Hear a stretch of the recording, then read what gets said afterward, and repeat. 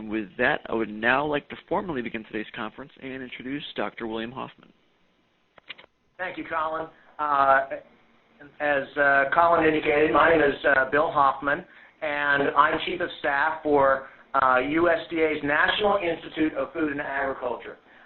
We've convened the call today to discuss implementation of the Commodity Board provision of the 2014 Farm Bill.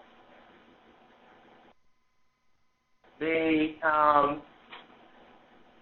speakers that will speak to you today, I'll give a brief introduction to the provision, and then Mark Morando will come on and give a little bit of background about AFRI. We held some listening sessions on this provision in this fall, and one of the things that the participants in the listening sessions indicated was a little bit more background about the AFRI program would be useful, so we wanted to do that from the very beginning. Then I'll come back and give an implementation overview of the decisions we've made about how the program will work. And Rob Hedberg, who is going to be doing quite a bit of work to implement the program in the future, will come on with some additional information. And I also wanted to acknowledge one other person who is available to us via video here in our virtual room, and that is Whitney Rick. Whitney is with the Ag Marketing Service, and as many of you know, the Ag Marketing Service provides oversight to many of the national commodity boards and also the marketing orders. So welcome, Whitney.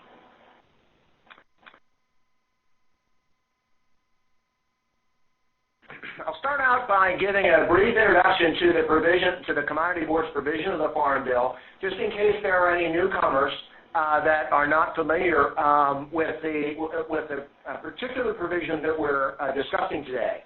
The 2014 Farm Bill requires USDA and USDA NIFA to establish procedures and a timeline under which federal, state, or state commodity boards can propose topics for funding as a part of the Agriculture and Food Research Initiative, or AFRI.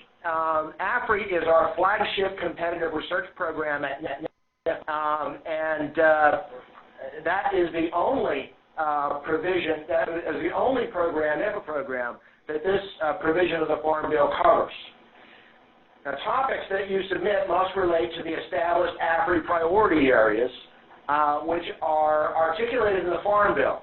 And those are plant health and production and plant products, animal health and production and animal products, food safety and nutrition and health, renewable energy, natural resources and the environment, agriculture systems and technology, and ag economics and rural communities.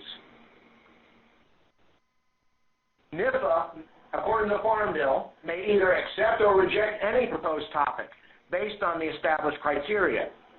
And topics that are accepted will be incorporated into future Ag and Food Research Initiative requests for applications as appropriate.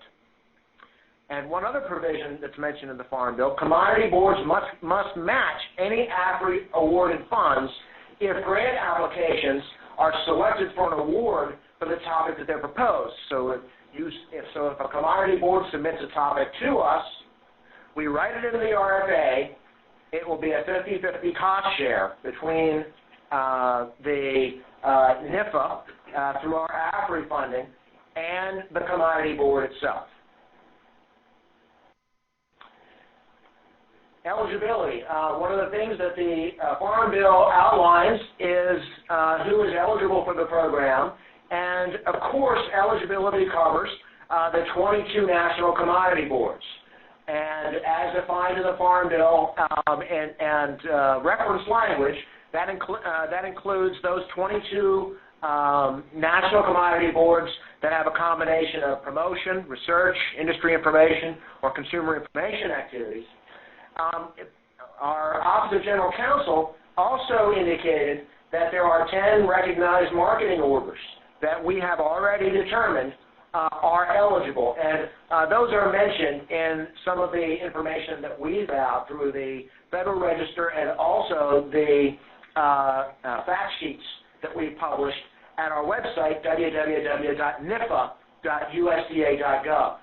However, state commodity boards are also eligible to submit topics. So I provided an introduction to the Farm Bill provision. Mark Mirando is going to come on and provide some background about the Ag and Food Research Initiative. Mark?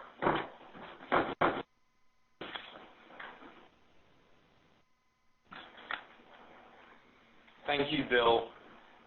As Bill indicated, my name is Mark Mirando, and I'm a National Program Leader with the Agriculture and Food Research Initiative, and I've been working with this program or its predecessor, the National Research Initiative, for the last 15 years. So I'll give you a brief overview of the organization of the Agriculture and Food Research Initiative, or AFRI as we refer to it. And this program, as Bill indicated, is the flagship competitive grants program within NIFA and within USDA.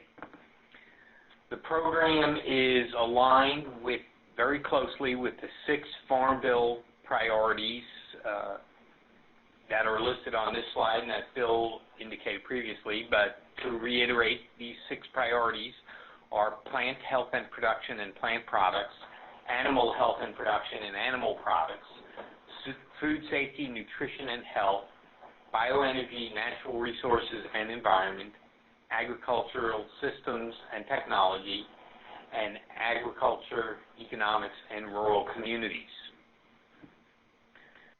The AFRI program is organized into 8 requests for applications, or RFAs, as we refer to them.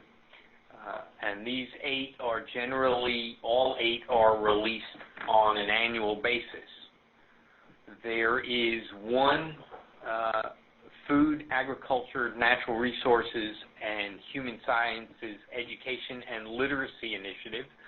This is generally focused on educational programs. There is a foundational program RFA, and then there are 6 challenge area RFAs, and I'll go into these 8 RFAs in a little bit more detail in the subsequent slides.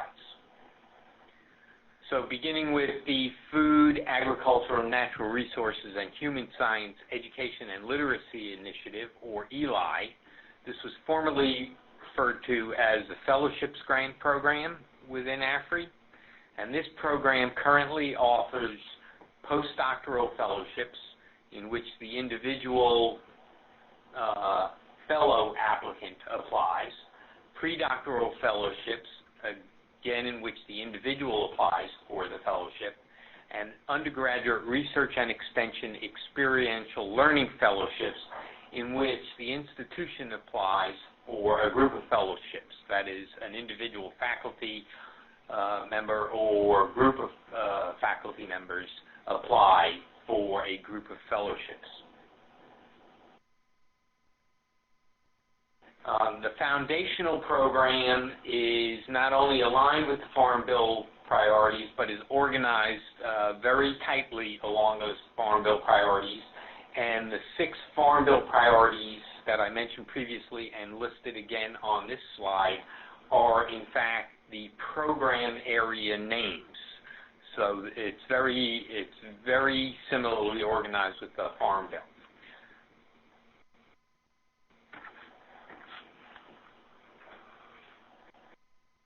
And let me just add that within each of these program areas, there are program area priorities.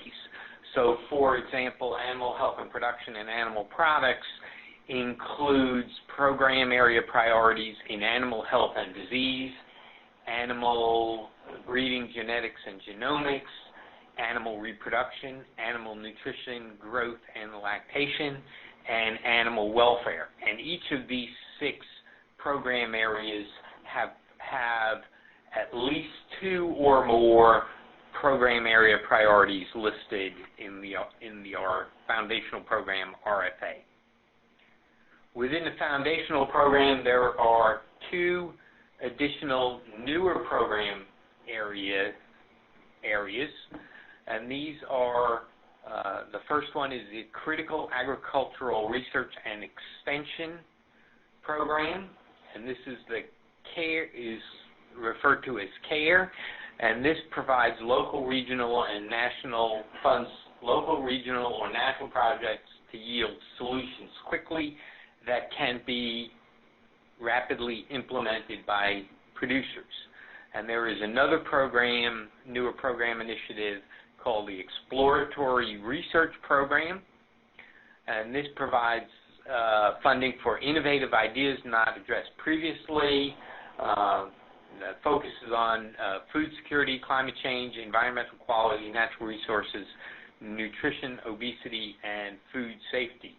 And this program is for highly innovative ideas, high-risk, high-reward projects, application of new technologies to older problems. As I mentioned previously, there are 6 challenge area RFAs, and they are listed on this slide. The first one is Agriculture and Natural Resource Science for Climate Variability and Change, Childhood Obesity Prevention RFA, there's a Food Safety RFA, Food Security RFA, Sustainable Bioenergy RFA, and the Water for Agriculture RFA. So at this point, I'd just like to provide an overview of a comparison of the characteristics of the foundational program versus the challenge areas. So the characteristics of the foundational program are that the program area priorities provide funding for mostly single-function research. Not all of the program area's priorities are research only, but generally speaking, the overwhelming majority are research only. It provides funding mostly for fundamental research, although applied research is eligible for funding as well in these programs. The foundational program area priorities don't change markedly from year to year, although occasionally there are some changes and important changes in those program area priorities. They generally have smaller grant size with a $500,000 maximum in total cost for the entire grant period. Again, these are general statements. There are some exceptions. For example, the CARE program has an upper limit of $200,000, and the exploratory program has a grant size of $100,000 in total costs, I believe. And generally, these projects support individual investigators or small teams of investigators. The challenge areas, on the other hand, support or solicit applications for mostly integrated projects, and an integrated project is one that incorporates 2 of the 3 functions of the agricultural knowledge system, those 3 functions being research, education, or extension. And those programs, the challenge area programs I call for integrated projects, require at least 2 of those 3 functions, and sometimes they will require all 3. And what they are soliciting for will be specified in the RFA. So, for example, some programs will specifically request projects that include research and extension. Some will specifically request projects that include research and education, and some will solicit for projects that include research, education, and extension integrated together in the application. The research component of these projects that are solicited tend to be much more applied, particularly when the program calls for research combined with extension outreach. These programs often change markedly from one year to the next, although sometimes they will be maintained, program priorities will be maintained very similarly from one year to the next. But generally, they often change markedly from year to year.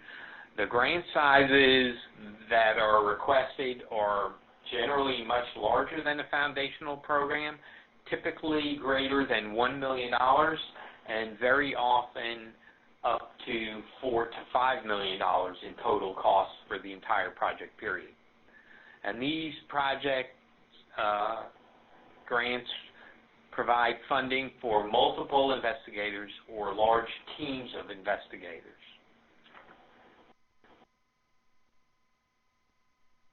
Some examples of commodity-specific integrated projects that are currently funded by the AFRI program are listed on this slide.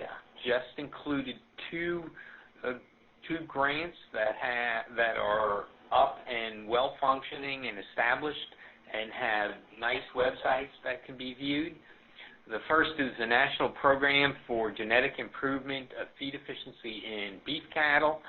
This is an integrated project funded at $5 million that integrates research, extension, and undergraduate education into the program. And the next one is the Trinidad Coordinated Agricultural Project. The Coordinated Agricultural Project we also refer to as CAP, and the websites are listed on these slides. And again, both of these are large, multi-million-dollar, multi-institutional, multi-investigator, integrated grants that are currently funded by the AFRI program. The AFRI RFAs for 2015, which can be used viewed and used as an example when submitting topics for inclusion in next year's RFA during fiscal year 2016, are available at this website. I will just point out that these RFAs are fairly voluminous, frequently 60 to 90 pages in length. And I would recommend that you just go to the table of contents and get to the topic that says Program Description and click on that link, which will take you to the program descriptions, which will then describe the types of grants that are solicited, the award size, program area priorities, and so forth. And that will get you directly to what I think is the most valuable information for you to review. And so I'll turn it back over to Bill Hoffman, who will provide an overview of implementation of the Commodity Board provision of the Farm Bill. Thank you, Mark. As we talk about implementation of the Farm Bill, the section that I'm going to go over is the product of several things. First, we had listening sessions in last fall where we had good participation both in webinars like this and also submission of written comments. And in addition to that, there were many commodity boards that called us and provided us information that were very helpful in crafting this implementation. One of the things that came out in those listening sessions is how important it was for us to have AMS at the table with us as a partner, to make sure that anything that we came up with, the commodity boards would be permitted to participate in. And so from that point on, we have had the Ag Marketing Service with us every step of the way, including Whitney Day. The other thing that went into the formulation of this implementation is advice by our Office of General Counsel. Our Office of General Counsel is our in-house lawyers, and they make sure that we are complying with not only the Farm Bill, but the commodity promotion laws as we implement something like this, and our other authorities. So neither we nor the commodity boards folks wind up in federal prison and strikes. Also, our Office of Budget and Planning and Accountability, they're on the line too as a participant, fed into this, and as did USDA senior leadership. We have what we call a board of conveners that has to sign off on all discretionary decisions that are a part of the Farm Bill or that deal with implementation of the Farm Bill. And they make recommendations to the Secretary, and ultimately the Secretary has to sign off on implementation decisions. So what you see here in the next few slides is a product of all of that input. An early decision that we had to make is how will we incorporate this into the AFRI framework? Do we have a separate RFA that will cover these commodity board ideas, or will we incorporate the commodity board ideas into the existing AFRI framework? And that was one of the first decisions we had to make because it was a fork in the road, and the whole thing would have looked different had we decided the other way. And we and the conveners and the whole process, decision-making process, led us to that NIFA will incorporate Commodity Board's provision into the current Agriculture and Food Research Initiative framework. We did this for a couple reasons. Number one, it ensures rigorous competition, and that only the best science at the end of the day will be funded. We're not breaking off a little part of our AFRI funds for a certain commodity. We're going to incorporate these ideas in the existing AFRI framework. Another decision that we had to make was Mark Miranda talked about the 8 different AFRI RFAs. We had considered early on, maybe we'll only do foundational and only make this available to single investigator research. We ultimately decided no. We're going to solicit ideas for all of the AFRI RFAs because there might be an appetite by some commodity board to work with us on a large commodity-based cooperative ag project like Mark Miranda just described. We also heard in the listening session about the commodity board's interest in educational scholarships and educational funding. And so the listening sessions helped to guide us to solicit ideas for all AFRI RFAs. As you have already seen, NIFA is going to solicit RFA ideas from commodity boards via Federal Register notice, and we published that Federal Register notice on July 24th. Now, this is an important point. Topics may be submitted to NIFA at any time. As I've said many times, there is no bad time for a good idea from a commodity board. And we are really looking forward to using this process as a tool to further the dialogue between NIFA and the commodity boards on research priorities. However, to be considered for the upcoming proposals that we're going to be publishing this fall, topics must be received by close of business on September 23rd, 2015. So what that means is that we need to get a submission from you on an idea before the 22nd of September if you want it considered for the upcoming round of RFAs. Now, if we get something in October or on September 23rd. I think that's a worthwhile submission, and then we can talk about that submission for next year. Now, the minimum amount of funding for any idea submission is $150,000. We got that from based on the listening sessions that normally single investigator research is that the commodity board's funds is about $300,000. For us, it's $500,000, but we're willing to work with the commodity boards if that's the way that they want to go. It also allows for the smaller commodity boards, national commodity boards, and the state commodity boards also to be a player in this provision. The maximum amount per topic is $2.5 million. Why $2.5 million? Normally, our cooperative ag projects, sometimes they're more, but they usually are around $5 million. Many of them are. And the maximum amount per commodity board is $10 million for any given year.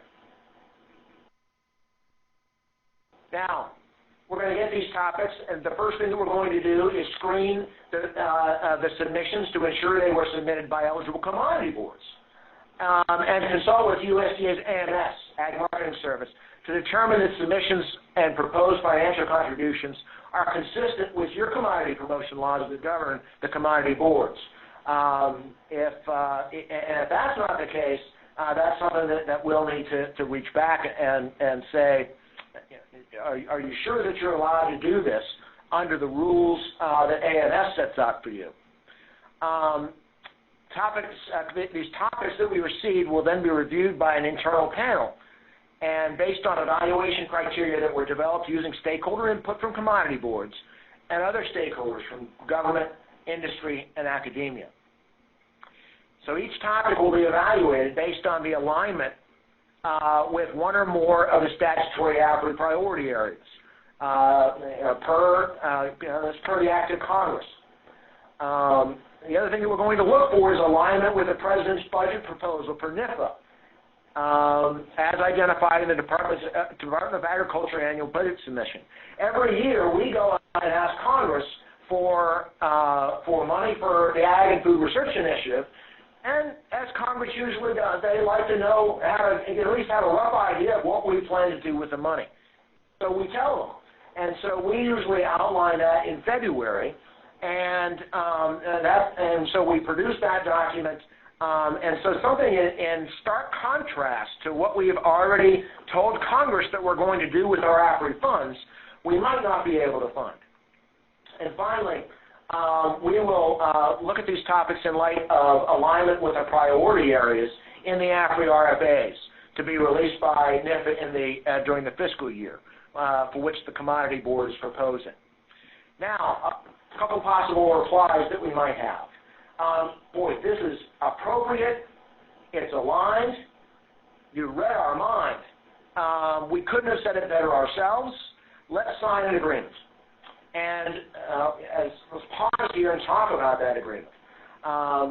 We are currently crafting an agreement that commodity boards will be permitted to sign for multi-year funding as a part of that will be not run afoul of the commodity promotion laws. That agreement is going to involve the current commodity board who is making this decision to set funds aside in an escrow account that will be available to fund the maximum that the topic proposal is dealing with. So, if the topic proposal is to fund $500,000 up to eight $500,000 awards for a certain topic, $1 million will need to be set aside in an escrow account. That gets us around a problem that the commodity boards discussed with us as a possible stumbling block that one sitting board cannot commit funds on behalf of a future board. And so that situation with setting money aside in the current year will get around that hurdle. The second possible reply that we might get to a topic is it's just not appropriate based on one or more of the three factors above. It's just not appropriate. The third possible reply, and we expect there to be a lot in this camp, let's talk a little bit more about this idea. And I think an idea submitted long before any deadlines and any RFAs might spark a dialogue that could really wind up being the most successful ideas that we receive. So, ideas in RFAs. Ideas will be incorporated into existing AFRI program areas. For example, let's say we get an idea from the Llama board, and the Llama board says, boy, we're having a real problem with this llama flu. And so we would like to potentially fund some projects through your AFRI foundational program, animal health priority area. And so we will note that in the AFRI RFA that there is the opportunity for joint funding between AFRI and the Llama board for investigations and projects surrounding the llama flu. And those proposals will compete against other animal health projects that are submitted that are swine-based, poultry-based, cattle-based, and all the other livestock that are eligible for that section. And it was one of the things I wrote here is confidentiality is key. If we agree to fund an idea, you're going to know about it long before the publication of the RFA. And part of the agreement that you sign will be that you'll hold this confidential, that you are jointly funding this until the RFA is published. What we don't want, if we get a good idea from the Llama board, we don't want the Llama board running out to their favorite scientists saying, hey, this RFA is going to be published in a month, and we have inside information about it. So be ready. Start working on your project now. And that's what the confidentiality clause in the agreement will be all about. Grant applications must obtain a letter of support from a commodity board to be eligible for a cost-shared grant. One of the things that we heard in our listening sessions, hey, we want to have some say in this. We're putting up half the money from the commodity boards. And so an investigator, as he's preparing his proposal, will have to share his ideas with you, the commodity boards. And they'll have to get a letter of support from you for that to be considered for joint funding. No grant will be jointly funded without the approval of the individual commodity boards. And the highest ranked proposals will be funded in each program area. So if the Llama board's proposal beats the poultry proposals, the beef proposals, the swine proposals, and is in the upper crust of the proposals that were evaluated in that particular program area, it will receive it will be funded. The ones that are lousy science, even though we have 50% funding from a board, the ones that don't make the grade won't be jointly funded by either NIFA or the commodity board. And I'm seeing a question in the chat box. Is there a limit to how many projects the commodity board can submit to get funded? Now, probably the commodity board will not be the one submitting. They'll be doing the approving. And usually, we heard from commodity boards that it's usually land-grant university scientists that they work with. And actually, if we have a agreement to jointly support up to 8 projects. The commodity board is not limited. They can send letters of intent. They can send letters of support to 16 scientists, to 32 scientists, far in excess of the funding that's available, and only the top funded projects, until we run out of money, will be funded. So no, there is no limit as to how many projects a commodity board can support. Does an organization need to apply to be considered for the commodity boards? Yes. An organization, a land-grant university needs to apply to the AFRI program as they normally have. And yes, today's slides will be shared after the webinar. As a matter of fact, we're going to put this recorded webinar on our website. Okay. If a successful proposal is eligible for joint funding, at that point, the commodity board will transfer funds to a U.S. government deposit account.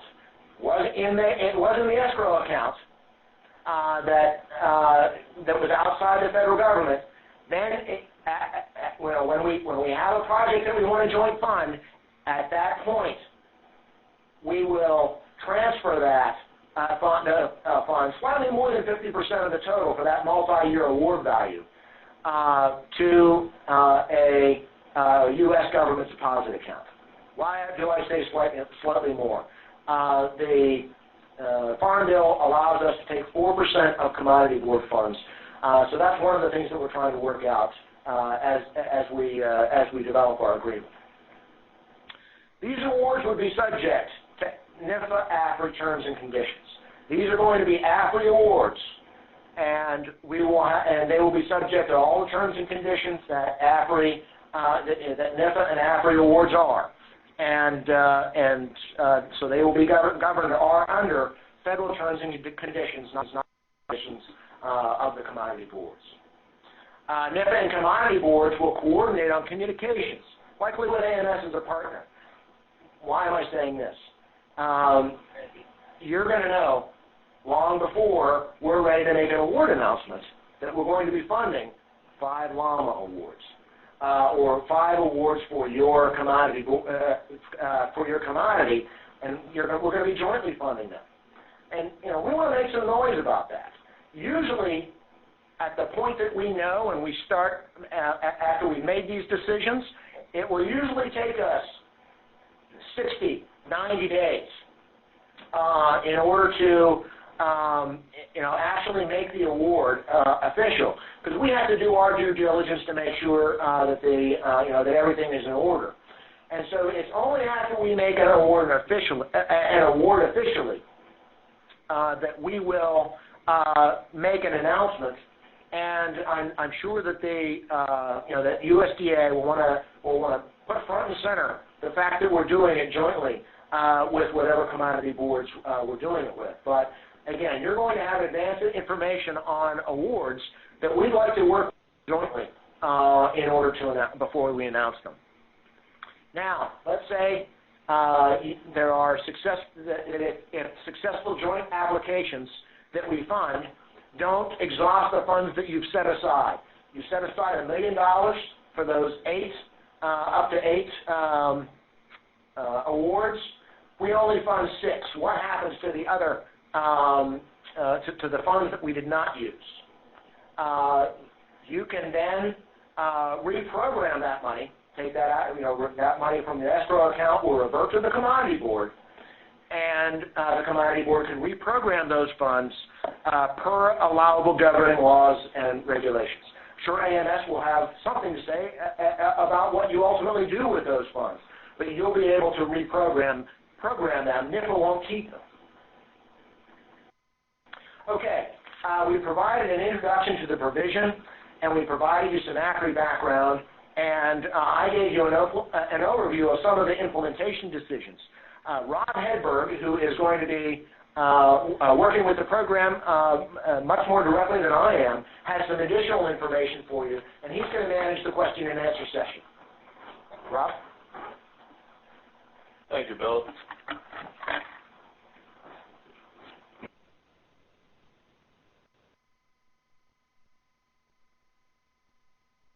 Well, good morning.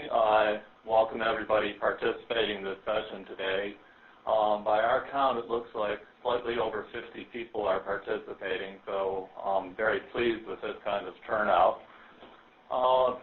As we get going, this is the beginning of what could be some very good partnerships between your organization and the National Institute of Food and Agriculture. And as such, all good partnerships are going to be dependent on communication. To help facilitate that, I have my contact information up on the screen right now, which includes both the commodity boards at nisa.usda.gov email address. And I would recommend that you're communicating specifically about this provision and your proposed topics, that you use that particular email box, because that will be monitored by myself and several other people for fast turnaround if any of us happen to be out of the office. Of course, if you're more comfortable using the telephone, my telephone number is there as well. I think that Bill and Mark have really covered almost all of the core elements that we wanted to present today, and we realize that it might be like drinking from a fire hose, so we do recommend individual communication going forward so that we can clarify any additional questions you might have. Two of the vehicles that we're going to use for this communication will be our web page, and the site is listed there again, nisa.usda.gov commodity boards, and from that site, you'll be able to link to the Federal Register notice, our fact sheet, our frequently asked questions, and, of course, the archived webinar from today. We will be updating those frequently asked questions as we get them and develop answers for those. To date, since the Federal Register announcement was released 2 weeks ago, the biggest questions that we have had have really centered around eligibility. And there are two types of eligibility. There's eligibility at the federal level and eligibility at the state level. The Farm Bill referenced the 1996 Farm Bill and the Section 7 U.S.C. 7401. And that's a federal law that outlines the requirements to be labeled or eligible as a commodity board and recognized at the federal level. And Bill's gone into some of those requirements already, and we've already identified 22 eligible organizations plus 10 state market orders. So that's pretty black and white, despite the fact that that 7 U.S.C. 7401 lists 19 different provisions and I think 9 to 10 individual laws. The area that gets a little bit more of a gray area where we're getting questions is around the language that said state commodity boards or their equivalent are also eligible to submit topics for consideration in the AFRI program. We have worked with the Office of General Counsel and the Ag Marketing System, or Ag Marketing Service, I apologize, to really say that there are 3 different types of state boards which would be eligible. Those would be ones that are established under a state law and really align with federal law and parameters. There are boards which are not authorized by a state, but they are organized and operate within a state and also align with federal parameters. And then the third type would be the commodity boards that are authorized by a state and operate for commodities that really do not have any federal program or oversight. Now, these state commodity board decisions will be more complex, and I just want to state at the outset that our objective will be to be as inclusive as possible, and our presumption will really be, unless we see contrary evidence, that you will be eligible to participate.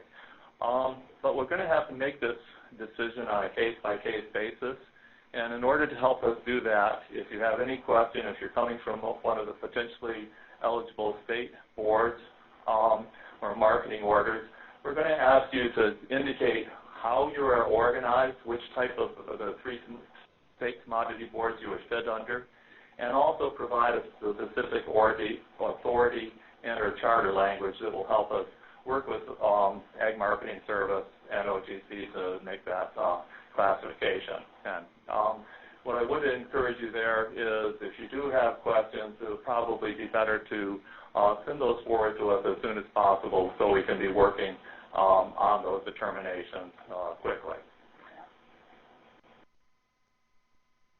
With that, what I would like to do now is turn it over to our moderators so that we can, we've taken about half of the hour and a half that has been allotted for this, and I'd like to turn it over to you now so that we hear your questions, your comments, your concerns.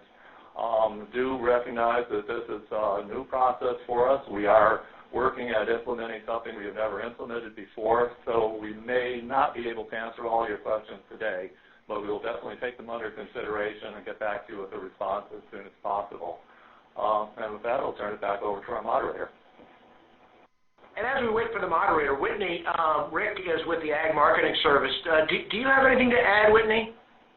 Hi, everybody. No, I don't, Bill. I think you did a good job of explaining, how we have worked together and making sure that this process works for the commodity boards and the marketing order boards. Okay, thank you.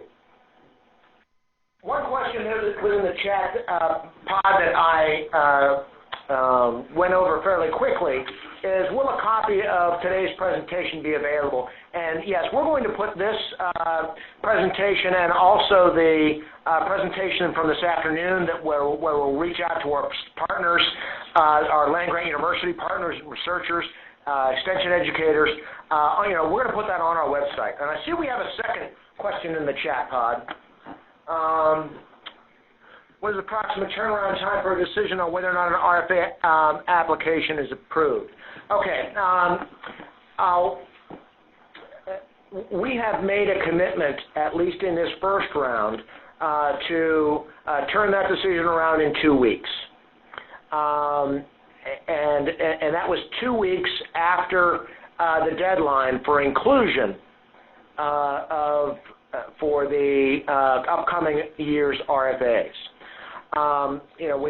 We made the commitment to look at these at least once per year. Now, I think that after we get through this first wave, we're not going to wait an entire year to evaluate these ideas. I think if something comes in on September 23rd, I think that it might not be within 2 weeks, but I think that we want to start a dialogue as soon as possible about that now, and talk a little bit about how these ideas might work. What our intention is to produce these a little bit earlier, produce the Federal Register notice a little bit earlier in the future. And, we would expect this to lead to these ideas to maybe lead to a dialogue that would help the Commodity Board be as successful as possible. I see one of my better, Parag Chitnis, is monitoring the chat pod. And Parag, is there another question? Yeah. Actually, what is the document? How much input will the commodity boards have when NIFA decides what RFAs will be selected? Okay, we're planning on having submissions from the commodity boards on topics, and we will make an internal decision per our ability to do so in the Farm Bill, which topics we accept, which topics just are inappropriate, and which topics warrant further dialogue. And then in addition to that, this is Rob Hedberg, in addition to that, we're expecting the commodity boards to endorse proposals through a letter of support, so that if you submit a topic and then we get several proposals on that topic, one of them that you would support and others that may not align with your organization, we would like to have your letter of support to know that you support this specific proposal. After that, though, we convene panels, peer-review panels, to review all of the proposals which are submitted to each of the AFRI programs, and they will be the ones that select the individual proposals which will be funded based on their scientific merit and the probability that they will be able to achieve these results. And I would add, and I would add that the letter of support, the RFAs are going to identify which priorities are supported by which specific commodity boards, and then we're going to request that that letter of support from that specific commodity board be included by the applicant in their grant application to the to NIFA. Now, full disclosure, we can't require anyone who's applying to obtain a letter of support for us to consider their proposal. But what we can require is that if we're going to use commodity board funds, the commodity board has to be behind the proposal and show us that letter of support. And so, as I mentioned in my slides, we will not use commodity board funds for any proposal that we don't have a letter of support from that commodity board. So the next question is, the corn commodity boards are all state boards. Would it be possible to combine funding from several state boards into one proposal, assuming we are determined to be eligible boards? We're working on getting the final readout on how that would work, but we would envision boards being able to go together ultimately, and we might need a test case in order to do it, and so we would love to see a multi board proposal that we can use as a test case. So the next question is, can researchers outside the U.S. apply to NIFA? No, AFRI is only eligible, applicants are only eligible if they are entities within the U.S. Institutions, organizations, private individuals, but funding only goes to entities within the U.S. Can that entity subcontract to it? Yes. So we do permit subcontracts to foreign entities. The general guideline we use, though, is that 50% of the grant's funds must reside within the U.S. The next question is, would a commodity board need to have a researcher or university in mind to actually do the research in order to submit the proposal or propose a topic? Or should the researcher themselves submit the proposal? The answer to that is that the researcher themselves should submit the proposal. The commodity board does not have to have an individual researcher in mind if they're submitting a topic that they would like us to cover, but they'd be more than willing or welcome to communicate with favored PIs to let them know they are submitting a topic. After the RFA is published. Yes. Yeah, after the RFA is published. That's very important. And one of the things that was raised by some USDA senior leadership is, this process might serve to link you with the commodity boards with newer investigators that you might not have had in the front of your mind as you pose the topic. And so we might play a little bit of matchmaking for a proposal that does not have a letter of support. We might come to you after it's submitted would you be willing to support this proposal? Okay. The next question is, AFRI programs already have annual research priorities in their calls. How do topics from this new program differ from those? Will our topics be incorporated into other AFRI programs? So we will consider these topics for inclusion in the upcoming RFAs, and that is why we have a deadline for submission of September 22nd. If we agree, as Bill has outlined previously, that a topic already aligns with one of our RFAs pretty closely, then we will inform the Commodity Board and get an agreement in place, and we will include that in the RFA and that information that Commodity Board has supported it.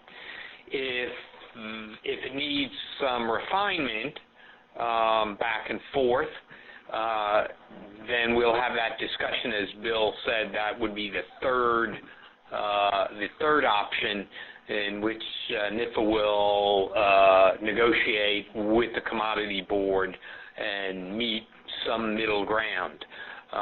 Or it may possibly be that we did not have that priority in mind, and we decided it was a good priority, and we would incorporate it right into it. So we will not be putting out additional RFAs. But we would feature these topic ideas in the scheduled RFAs, which we are already working on, but they will not be released until after these decisions have all been made, at least several weeks following the September 22nd submission deadline for submission of topics by the Commodity Boards. And again, that September 22nd quote-unquote deadline is only for consideration in the upcoming round of RFAs. A Commodity Board can submit a topic to us in October, November, December, down the line, and start that conversation for the future. The next question is, for ideas that are submitted, do they need to be in a formal proposal format, or can they be an open idea focusing on a broad area such as understanding the role of vaccines? We do cover that in the Federal Register notice, and it's under the topic submission guidance and procedures. And what we ask for is that any topic be submitted on a document in PDF, not to exceed 2 pages.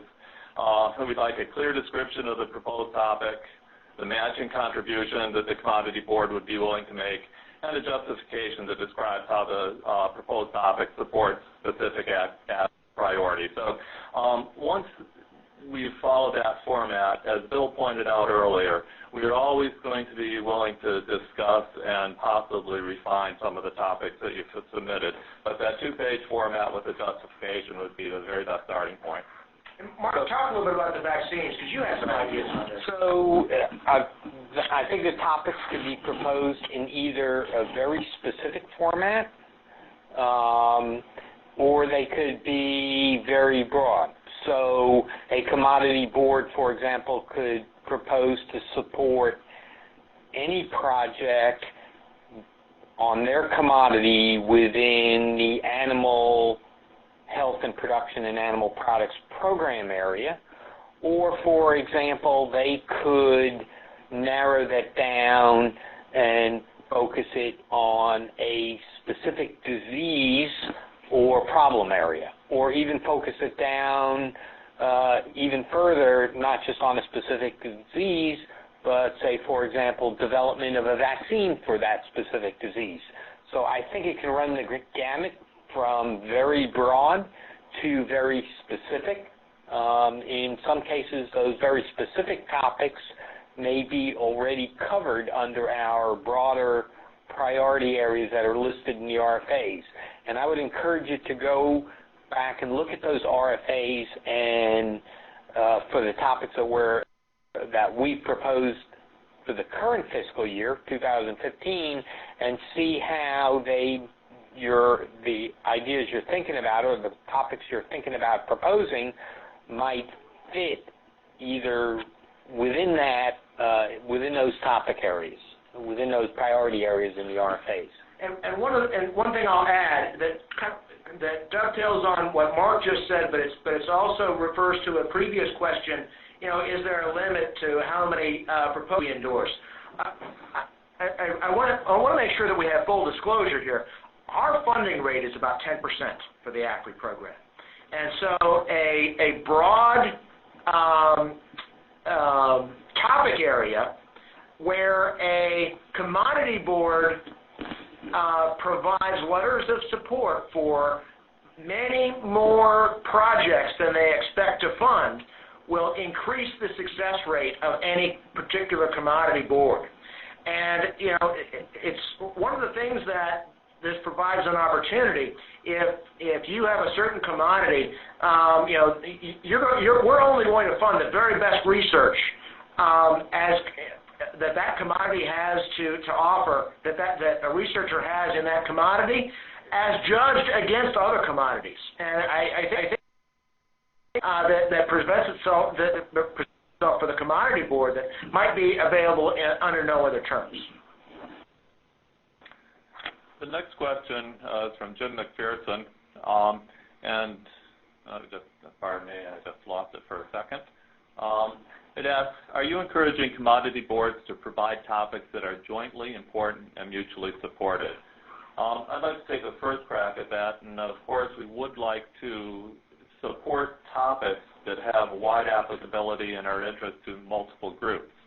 I will add one proviso, though, that it does raise the concern of implementing agreements between multiple organizations, which could make the process slightly more cumbersome. But in general, yes, we definitely would like to have project proposals or topic proposals that are widely supported. Bill or Mark, would you like to add anything? No, I don't think so. I think that was a good answer. The next question is from Richard Jost. For further clarification as described, the funds escrowed in support of an RFA will be set aside by the Commodity Board to be allocated to AFRI upon approval of a proposal. Is that correct? It will be set aside upon the approval of the idea's inclusion in an RFA. It will then be in escrow between the time that it was approved to be included in an RFA and to the time that funding decisions are made. At the time that funding decisions are made, one of two things is going to happen to those funds. Either those funds are all or part of those funds will be deposited to cost share projects, and it will be deposited in a U.S. government deposit account, or those funds will be returned and come out of escrow and will be able to be reprogrammed by the individual commodity board that contributed them. The next question is, can the link to the Federal Register notice be shared again with the call participants? Unfortunately, I've lost control of the screen, but if you bear with me, I'll read the website for our webpage. And that again will be http://NIFA.usda.gov/commodity-boards/. From that website, you should be able to access both the Federal Register notice and other things such as our fact sheet and our frequently asked questions that we've developed so far. And if possible, maybe the moderator or somebody can pull us back to slide, I think it's about slide 24 or so.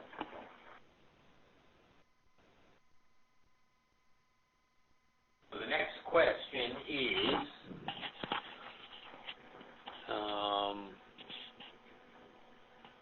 okay, can possible for more than one commodity board to submit ideas jointly? And again, I think that we think the answer is yes, but I think that we're going to need a test case in order to be able to run that through OGC and get a definitive answer. And so we would encourage that here this first year. But we can't guarantee that. But that's our general thought is yes. And the next question is, if a commodity board has a refund option, would it not be seen as mandatory as required to participate? I have to say that I don't personally understand the full question there, and I'm not sure what is meant by a refund option. Are you talking about the checkoff being the refund option for the checkoff? And I think if you are, in any case, I think that might be a question we're going to have to sort out with the lawyers on those case-by-case basis. Okay. What is the timeline for funding of the RFAs? Many boards run on calendar year, and funding cycles may be different than NIFA's scheduled funding cycles. So it'll take some time for us to go through the topics, and Bill indicated already that would be approximately a 2-week turnaround time. Then it'll be perhaps up to 2 to 3 months to release the RFA, and we're generally providing the applicants 2 to 3 months after release of the RFA to submit proposals. A minimum is generally about 2 months, but it could be 2 to 3 months, 2 to 4 months. And then from that time, the turnaround for reviewing applications to making awards or making funding decisions about 4 months, and then about another 60 days from the funding decision to making that application, to making that grant, turning that application into an award. So that's 2, 4, 8. That's about 10 months from the time that we approve topics for inclusion in the RFA, through release of the RFA, and to actually making awards. And the short answer is much longer than commodity boards are used to. And we might have that process spanning one board to the next. And that's the whole thought behind the escrow account that a sitting board can funds, and that would prevent a sitting board making financial obligations on behalf of a future board. So the next question, what if a highly ranked application requests funding that exceeds the available amount based on the commodity board's escrowed commitment? Can the commodity board augment its commitment post facto? The first thing I will just say before I let Bill answer the rest of the question is we published the requested funding amounts in the RFAs, and we have upper limits to those amounts. So, for example, a foundational program we said generally had 500,000 limits. So if commodity boards wanted to fund one proposal in a topic area, then they should really be committing $250,000 to support 50% of one proposal. And so that's why we listed those RFAs and the website, so you could look and see what your commitment would be based on the number of RFAs. We have other programs that are smaller that, for example, I mentioned the CARE program. That commitment would be $100,000 would be 50% commitment on those CARE projects. and the fellowships would be even less than that. So let. And establish funding through instead of one. Yeah, and the answer, and another way of answering that is that NIFA provides, does supplemental agreements all the time, and we've never done one exactly like this. So I would think the answer would be if we have highly meritorious science, we can usually find some way to get it funded, and our goal in AFRI and your goal is to fund that highly meritorious science. So I think that we could probably find a way to supplement the. Right, and I would guess that if the commodity board only committed, say, $200,000 to start with, and $250,000 was needed, for example, for a 50% commitment, and they wanted to add that after the fact, we could probably do that as well. Yeah, we don't have that agreement the supplement agreement drawn up yet, but thank you for putting that on our radar. We'll consider that for the future to as one of our put that on our things to do list. The next question is, could NIFA support ongoing commodity projects? I do not believe that we can, but I'll turn that over to Mark.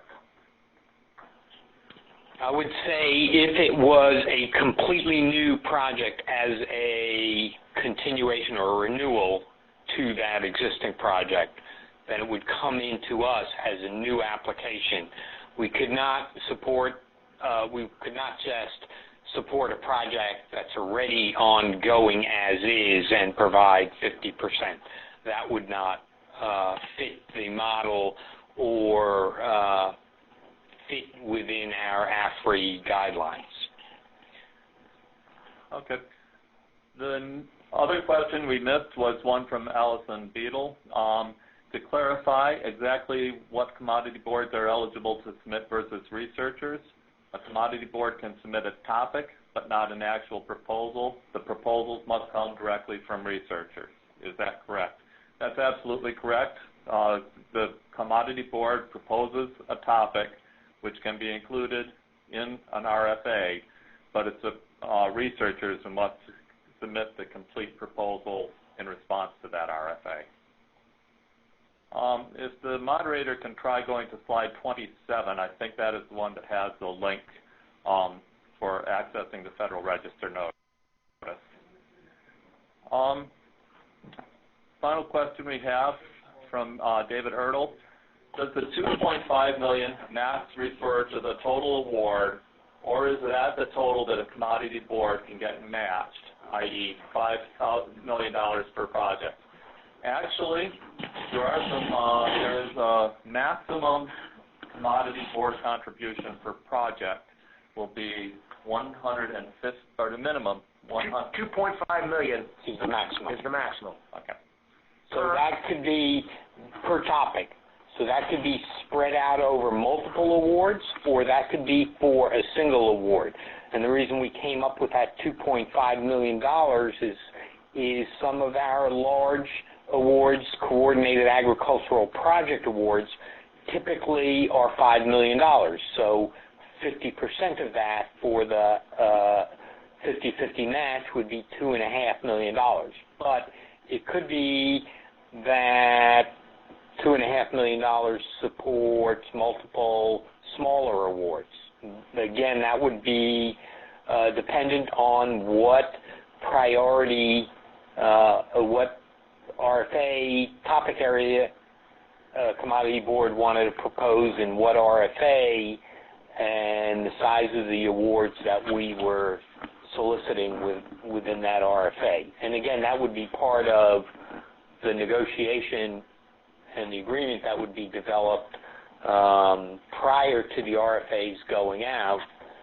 We would contact the specific commodity board and say, you have an agreement for you have proposed this topic we'd like to include in our RFA, but be at $2.5 million, but we're asking for coordinated agricultural projects, and it might only be one.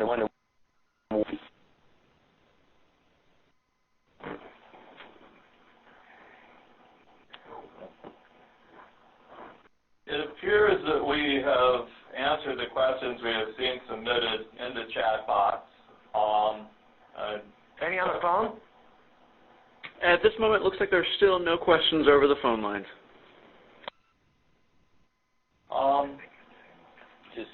I would ask if there's...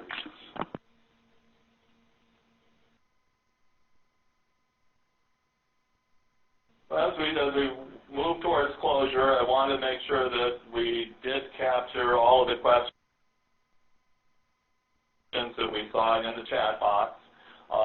If you did have a question which we didn't answer, if you could resubmit, that would be appreciated. As we move towards closure, I want to just say personally thank you to all of you who participated. This is a process. Your questions will help us clarify our implementation of the program, and we look forward to working with you. I wanted to thank all of the partners that we've worked with, both Office of General Counsel, the commodity boards which have submitted comments over the time we've been developing this, and our partners at the Agricultural Marketing Service for all of their work to help us develop and begin implementation of important proposal out of the Farm Bill. With that, I'd like to turn it over to Mark or Bill or Whitney if any additional comments that you would like to add. Whitney, do you have anything on the phone? No, I don't. Thanks, Bill. Mark, do you have anything additional to add? No, I don't. Well, I'll join Rob in thanking you for tuning in again. Please feel free to contact us at the email address that is listed on our Commodity Board's portion of our webpage, and USDA.gov. We look forward to hearing from you, and we look forward to working with you. Thank you very much. Goodbye.